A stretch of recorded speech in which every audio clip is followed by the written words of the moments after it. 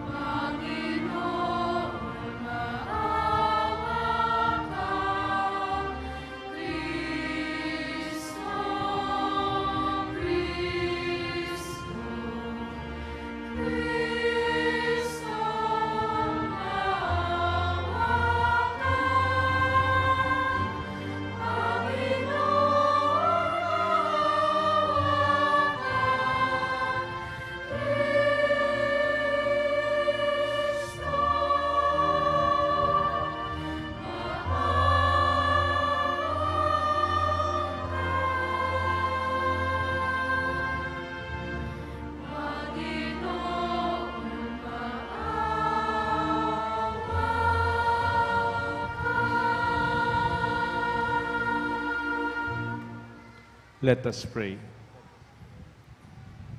Let us think of our devotion, our intention for this Lenten season, most especially our weaknesses, our sins, that we may be strengthened by the grace of God.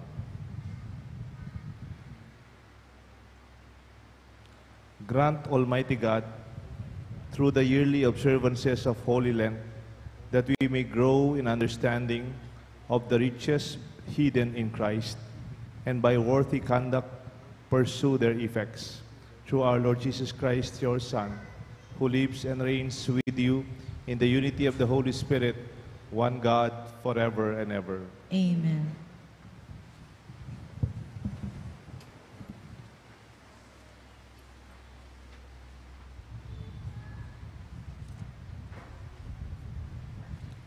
A reading from the book of Deuteronomy. Moses spoke to the people, saying, "The priest shall receive the basket from you, and shall set it in front of the altar of the Lord your God.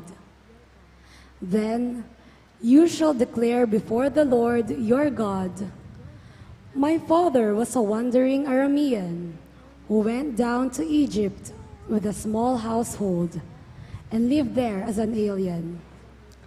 But there he became a nation, great, strong, and numerous.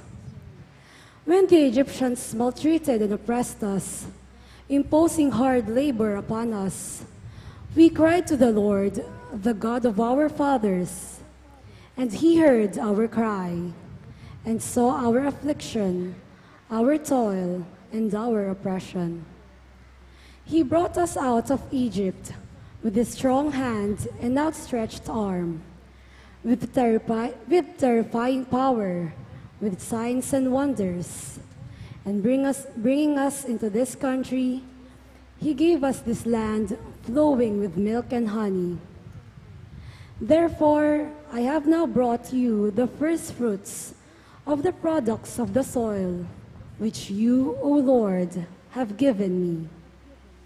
And having set them before the Lord your God, you shall bow down in his presence. The word of the Lord. Thanks be to God. In response to God's word, we answer, "Be with me, Lord, when I am in trouble." Be with me, Lord, when I am in trouble.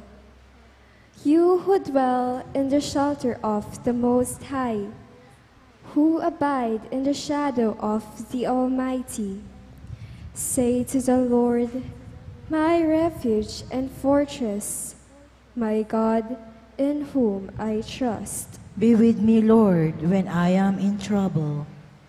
No evil shall befall you, nor shall affliction come near your tent. For to his angels he has given command about you, that they guard you in all your ways. Be with me, Lord, when I am in trouble.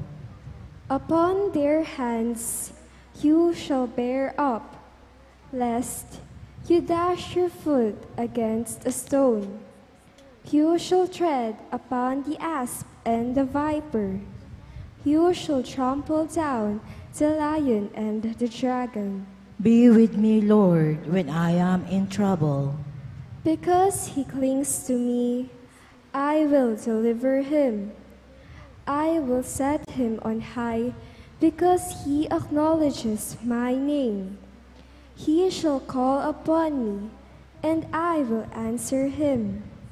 I will be with him in distress. I will deliver him and glorify him. Be with me, Lord, when I am in trouble.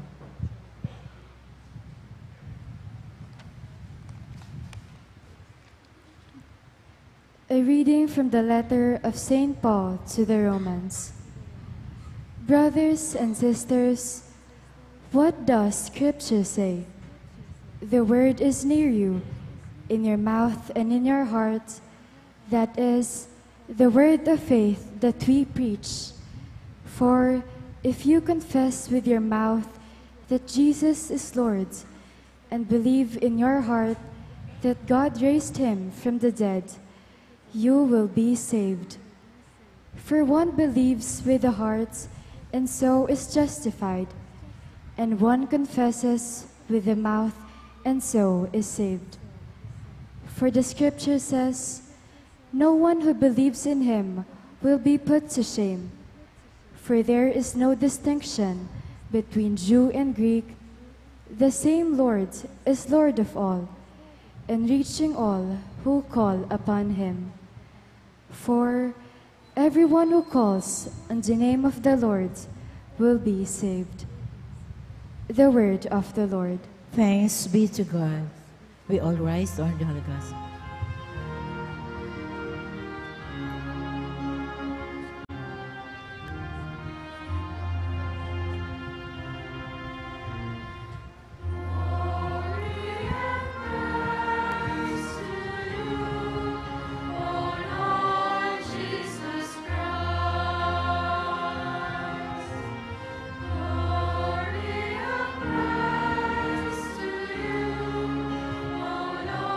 Jesus.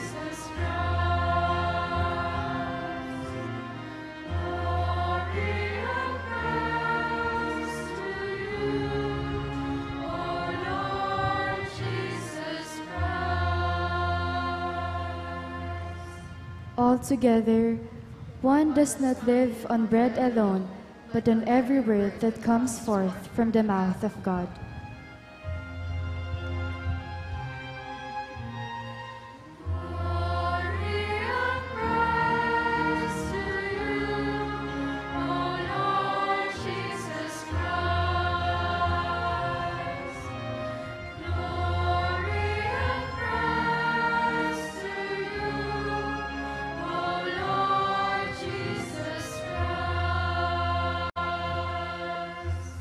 The Lord be with you. And with your spirit. A reading from the Holy Gospel according to Saint Luke. Glory to you, O Lord. Filled with the Holy Spirit, Jesus returned from the Jordan and was led by the Spirit into the desert for 40 days to be tempted by the devil. He ate nothing during those days, and when they were over, he was hungry. The devil said to him, "If you are the Son of God, command this stone to become bread."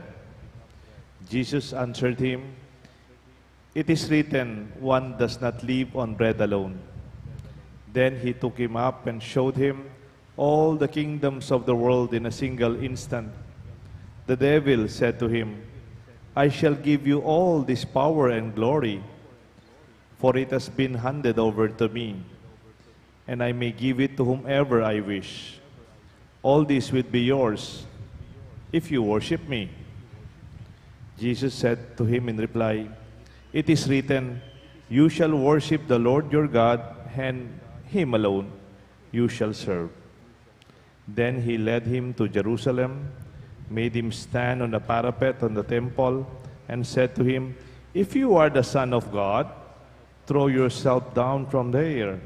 For it is written, he will command his angels concerning you to guard you, and with their hands they will support you, lest you dash your foot against a stone." Jesus said to him in reply, "It is also written, you shall not put the Lord your God to the test." Then the devil had finished every temptation. He departed from him for a time. The Gospel of the Lord. Praise you, Lord Jesus Christ.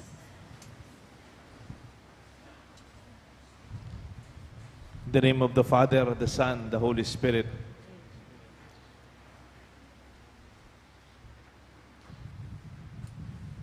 The word temptation, which is the theme of the Gospel today, and for every first Sunday of Lent, the temptation of Jesus, you see the word temptation, it is quite very close to the word temporary.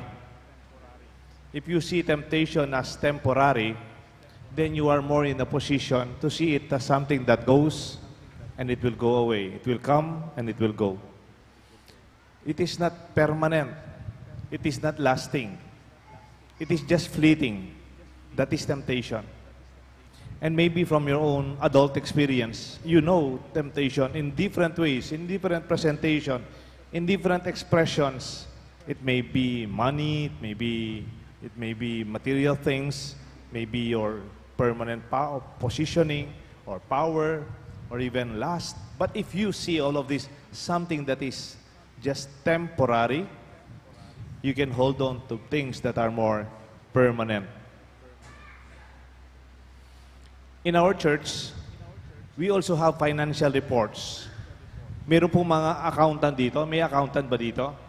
Di ba sa mga accountant, meron silang isang entry, tawag nila assets.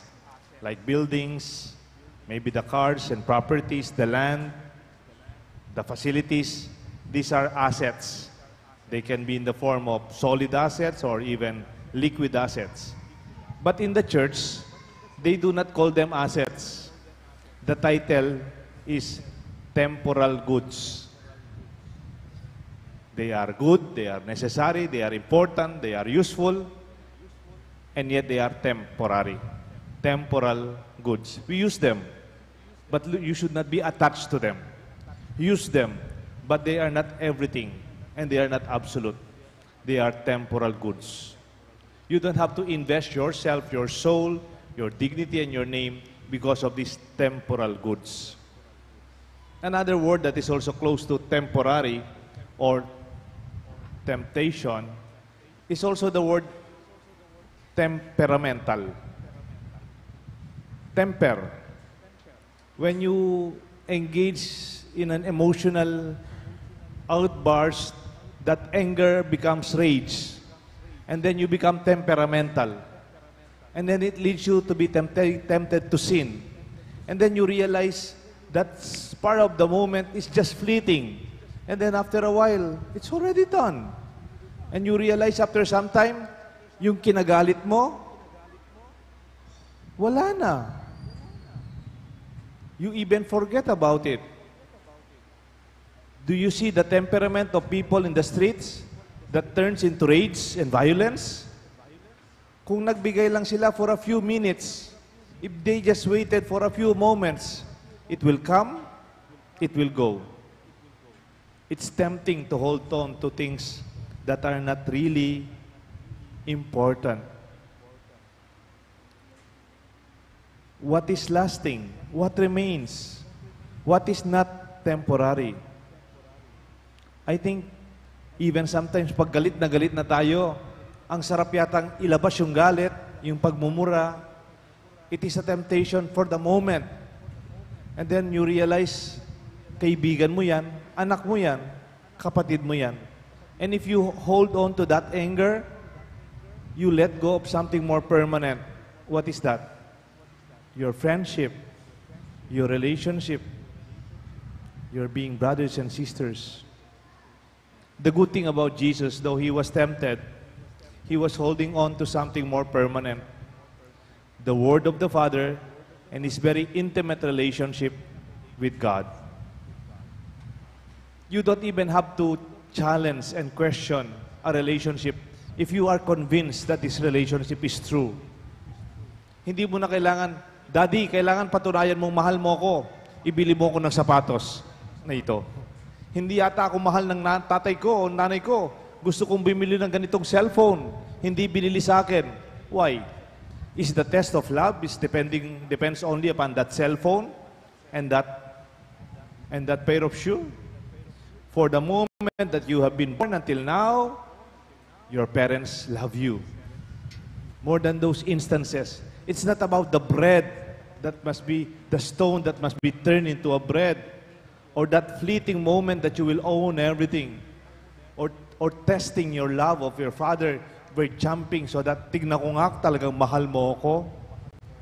Because love does not have to be proven in an instant. Because in an everydayness, you realize your love is there. Adam and Eve were also tested in the Old Testament. But Adam and Eve forgot the Creator God that gave them everything. Adam and Eve enjoyed paradise. They had everything, with the land, with flowing milk and honey, and they have dominion over all created things. And yet they forgot that this is more permanent and lasting, more than the fruit that was offered to them by the snake. You see the difference? Pinagpalit the whole paradise, the joy of being free, with something that is so petty. When we look back, that is the empty promises, mga ugkag na pangako na walang laman, and yet we give in to them. They are fake. They are not true.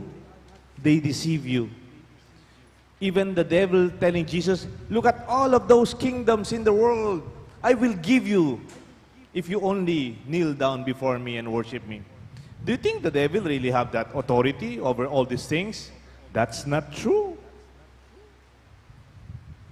Sometimes you don't even have to be religious or holy to fight temptation. Sometimes you have to be practical. Just use the given gift of the Lord to think logically. Because sin and temptation makes you illogical and unreasonable. I hope you don't mind. Wag po kayong magalit, may kukwento po ako sa inyo. Kaya lang matagal na po ito. More than 20 years na. Siguro ano po ito? Mga 1996 pa. Bagong pari pa ako. Matagal na. Mayroon po isang bank manager. Itong bank manager, ang pogi-pogi. Mabango po siya. May posisyon. Siyempre, ang kausap niya, mga bank clients, hindi pa maraming bangko noon dito. He's married to a very beautiful family, married in the church, at puro babae po yung anak niya. And then this manager, in the peak of his success, he was tempted to enter into a relationship that is not permanent. Iniwan niya yung bahay niya, iniwan niya yung pamilya niya, iniwan niya yung asawa niya. And then, nung tumanda na po siya, nagkasakit na, iniwan po siya nung the unpermanent relationship. He was booted out. Naiwan po siya. You know, I personally witnessed this. At the peak of his career, ang bango-bango niya, pogi-pogi niya, parati siya naka-long sleeves, tsaka naka-kotse, tsaka necktie. And when then he embraced this relationship that is not permanent, he left his family, his children, and his wife, his home. Alam niyo po yung taong grasa? Yung parang hindi naliligo, wala nang service, hindi na mabango, wala nang pera, matanda na at may sakit, walang uuwian. Looking back, I realize those fleeting moments of temptation, you give up your own home and family. You give up your children. It's almost illogical and unreasonable. When you look back, we are all sometimes exposed to different expressions of temptations. They are not permanent. You know what is beautiful about that story? I witnessed this also. Malalaki na po yung mga anak niya, dalaga na, college graduate na. They brought home their father who was already sick. Inuli dia po anak na itatara. They gave back his dignity, his name, his family. I realized there's something more stronger than sin and temptation. It's called family. It's called relationship, home, and faith. Natalo po ang tukso. Natalo po ang kasalanan. And this is what we celebrate in this first Sunday of Lent. That whatever comes, it will go. Sa mga estudyante ngayon, marapit na yung final exam ninyo, mas masarap yung manood ng Netflix. Yan. Mas masarap maglaro ng games. O manood na lang ng TV or your favorite YouTube. Those are temptations. You know why? After some time, nakalimutan mo na yung games mo, nakalimutan mo na yung movie. But there is something permanent that you let go, that you might lose your education, your future. This is being given to you by your parents. Alam niyo po, nung college ako, may kaklase ako, parati siyang nagyayabang, kayo, nagmamarcha-marcha pa, nagsi-CMT pa kayo. Ako, sabi niya, binibigyan ko lang ng alak yung commandant namin. Papadala ko ng alak. Hindi na ako pumapasok. So I am free. Saturday, Sunday, uwi na siya dito sa Pampanga. Hindi siya pumapasok sa university sa Manila. Nung gagraduate na po,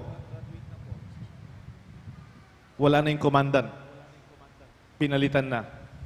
Nung graduation na, wala siya sa listahan. Wala siyang grade.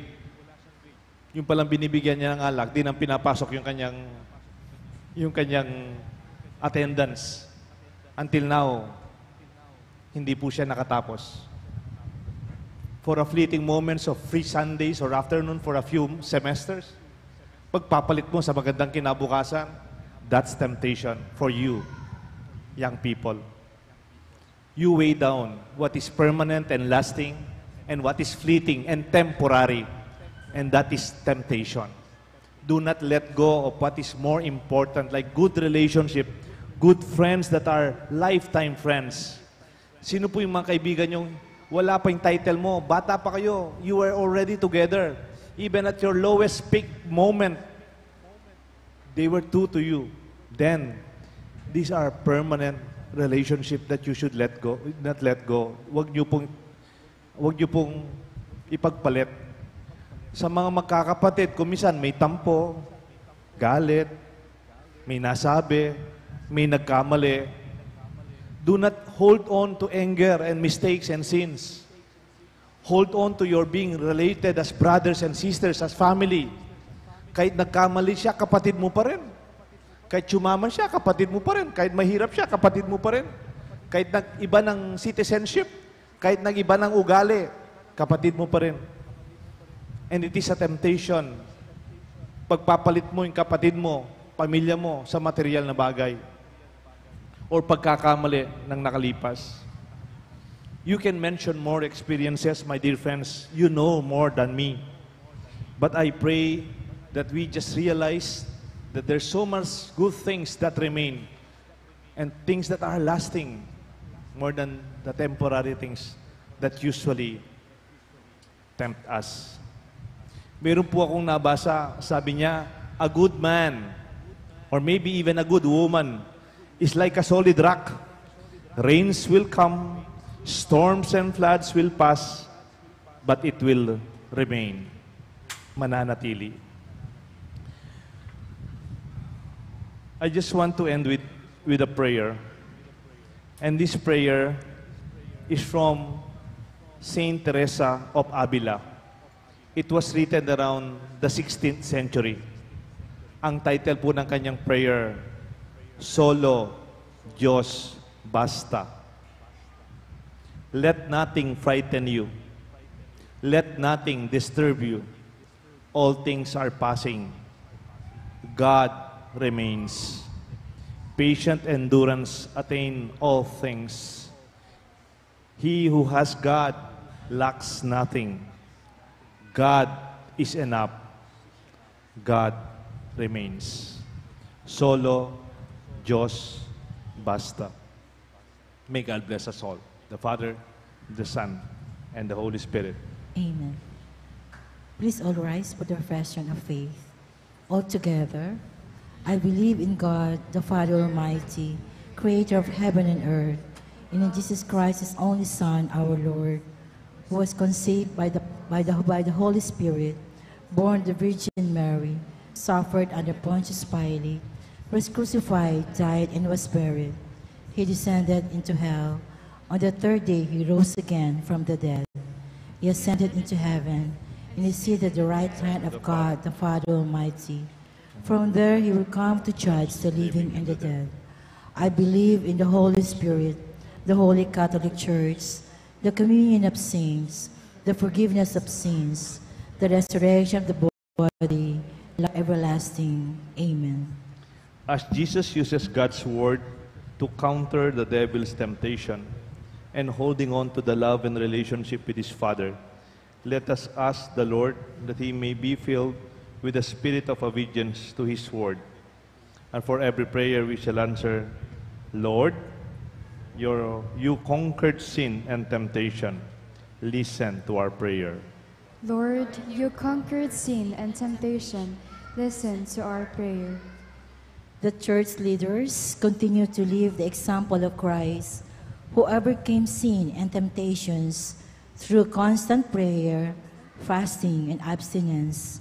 We pray. Lord, you conquered sin and temptation. Listen to our prayer. That civil leaders will do their best to serve the people entrusted to them, mindful also of their responsibility to take care of migrants and their families, we pray. Lord, you conquered sin and temptation. Listen to our prayer. That all overseas Filipino workers be strengthened with God's word, especially in moments when they are tempted to abandon their religious and cultural values, we pray. Lord, you conquered sin and temptation. Listen to our prayer. that Filipino workers who have been abused, exploited, and suffering from all forms of unjust treatment be sustained and comforted by God's merciful hands, we pray. Lord, you conquered sin and temptation. Listen to our prayer.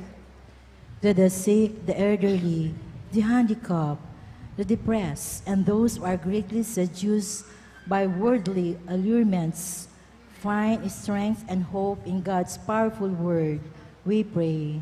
Lord, you conquered sin and temptation. Listen to our prayer. That the Filipino youth be filled with the spirit of truth and obedience by prayerfully reading the sacred scripture, we pray. Lord, you conquered sin and temptation. Listen to our prayer. In the silence of our hearts, we offer to the Lord our personal intentions.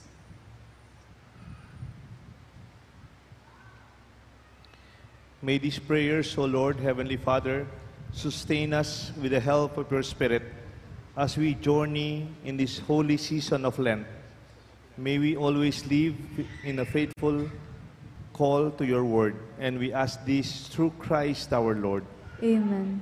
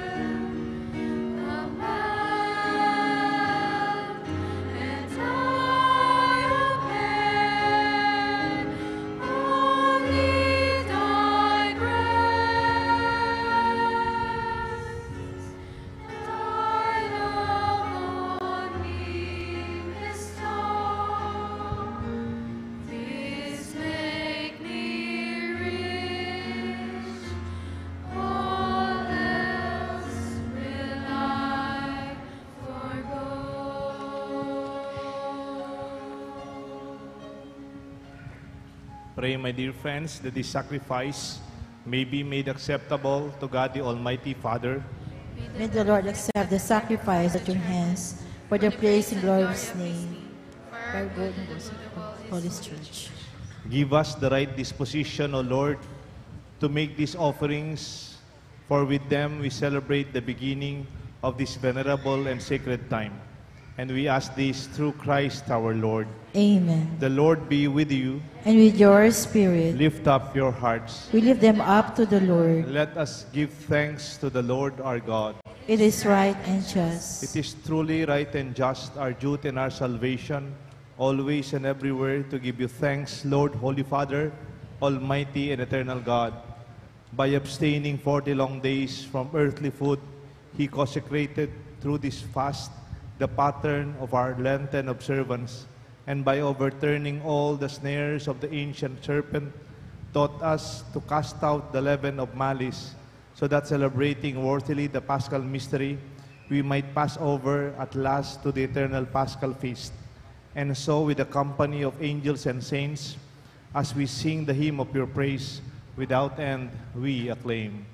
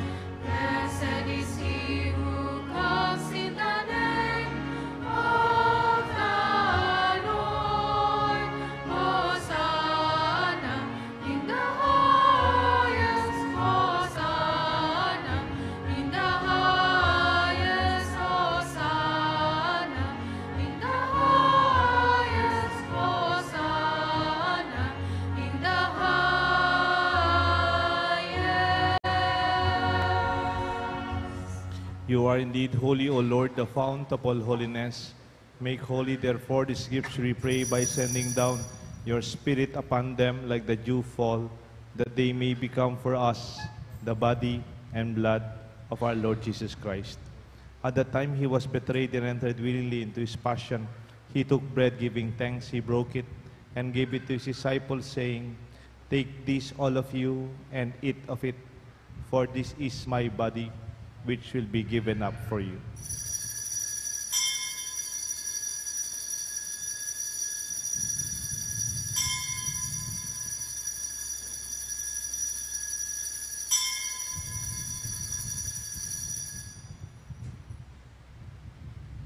In a similar way, when supper was ended, he took the chalice. Once more giving thanks, he gave it to his disciples, saying, "Take this, all of you, and drink from it. For this is the chalice of my blood, the blood of the new and eternal covenant. It will be shed for you and for many, for the forgiveness of sins. Do this in memory of me."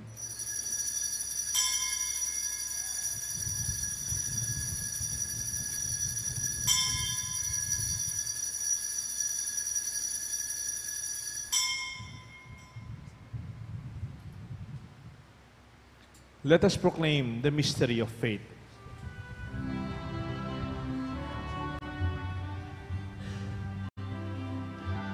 When we eat this bread and drink this cup, we proclaim your death, O Lord,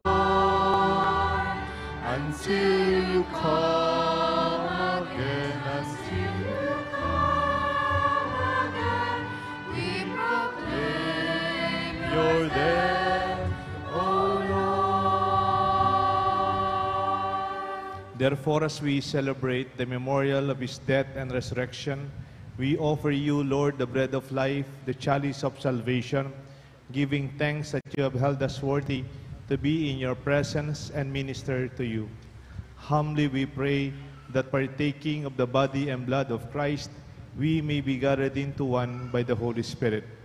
Remember, Lord, your church spread throughout the world, and bring her to the fullness of charity, together with Francis, our Pope, Florentino, our Bishop, the College of Bishops and Priests, and those who joyfully serve you in our church. Lord, we offer to you the thanksgiving of Rogelio de la Rosa Jr. and family, the birthday thanksgiving of Ronnie Cabab, Evangeline and Vianicol, Pango, Aurea Crisostomo, for the intentions of Camillo, Jason, Manoloto, Rosario Reyes, Jesnine Unyuge, Jeronimo Reyes III, for the good health of Kina and Nicole Gotos, Clarita and Maria Corazon, and for the safe travel of Jerwin Ulyuge. Remember our brothers and sisters who have fallen asleep in the hope of the resurrection: Noemi Viray Sandico, Hilaria Manalo, Benjamin and Isabel Lagman, Cristina, Wilfredo Basilio, Danilo Pangilinan Sr., Felisa Limson, Rogelio de la Cruz Sr., Rodolfo Lacap, Mario de Hausen, Ponciano, and Hertudes. Welcome them, Lord, into the light of your face. Have mercy on us, we pray, with the Blessed Virgin Mary, Mother of God, Saint Joseph, her spouse, with the blessed apostles and all the saints, Saint Jude Thaddeus, who have pleased you throughout the ages, we may merit to be co-heirs to eternal life, and may praise and glorify you through your Son, Jesus Christ. Through him, with him, and in him, O God, Almighty Father, the unity of the Holy Spirit, all glory and honor is yours forever and ever.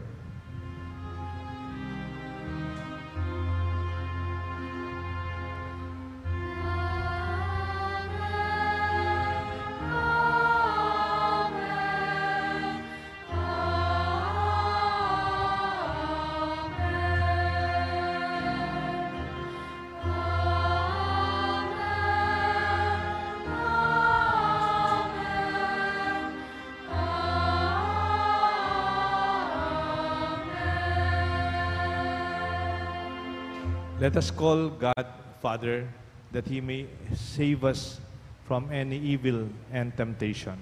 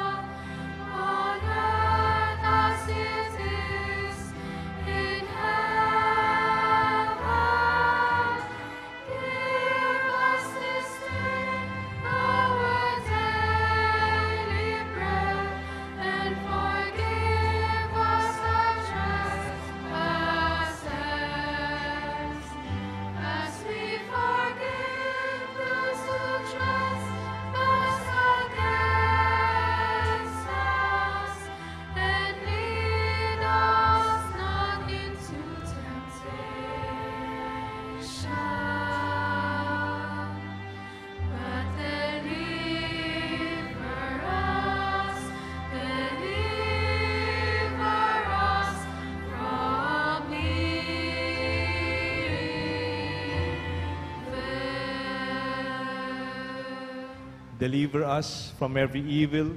Graciously grant peace in our days.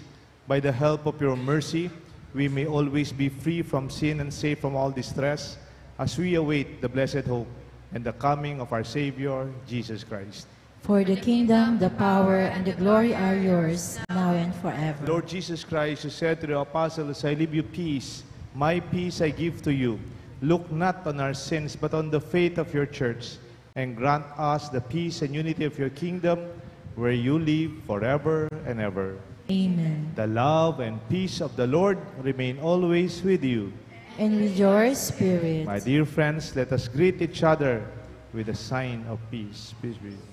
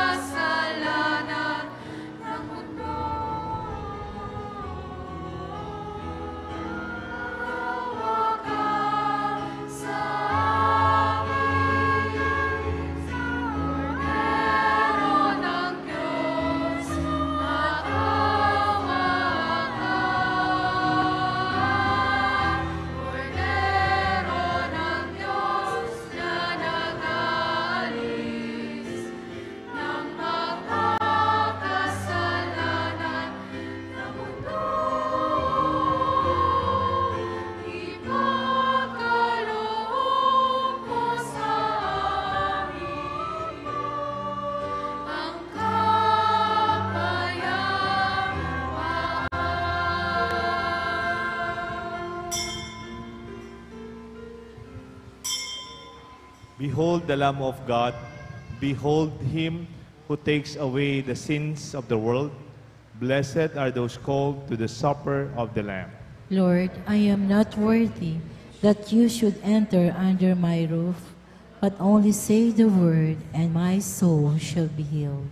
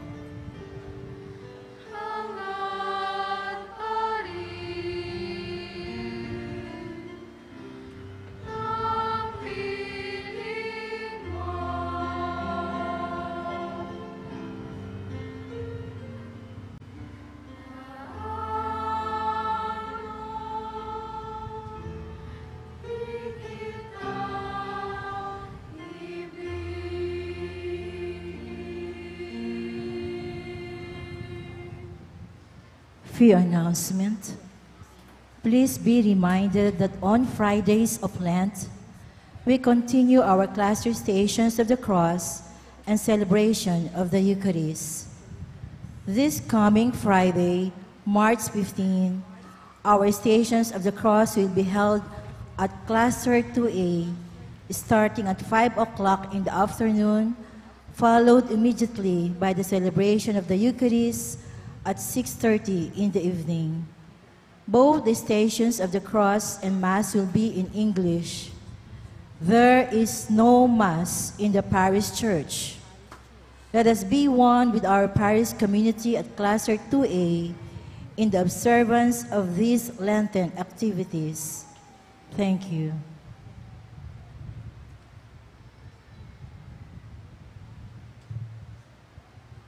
Pag Lenten season po, yung mga misa nating Biyernes, except First Friday, nasa mga street masses.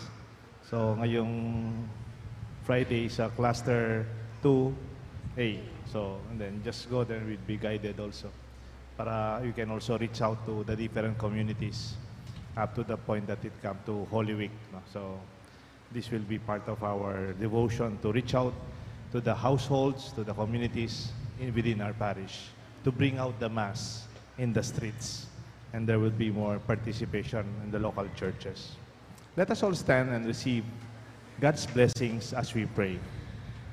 Renewed now with heavenly bread, by which faith is nourished, hope increased, and charity strengthened, we pray, O Lord, that we may learn to hunger for Christ, the true living bread, and to strive to live by every word that proceeds from your mouth.